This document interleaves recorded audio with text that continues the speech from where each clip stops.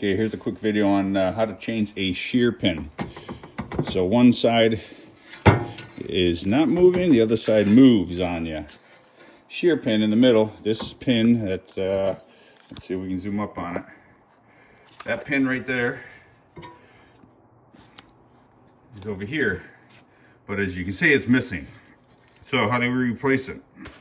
First thing you gotta do is you gotta line it up. So if you look down in there, you can kind of see that that pin is there. Might be a little tough, but I can guarantee you, if you spin this, and you can see it right there. If you spin this, you keep spinning it until you see it. All right, get it in a position like this. All right, so get yourself a long screwdriver like this. I'm using a Phillips, and give it a good little whack, and that pin, or what was left of it, should pop right out. Sometimes it could be rusted in there, depending on how long it's been in, but most of the time you can drive those right out.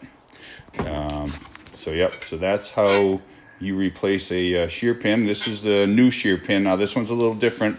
The one that was in there before, you can get them that looks like a bolt and a nut, and that goes on there. I didn't have one of those right now, so this is another style that has a little clip that goes on, and not the best video, but there you go. The clip goes in, and now that's locked in place, and if you hit something hard, it's going to shear. That's the shear pin, and that's how you replace it. All right, have a great day.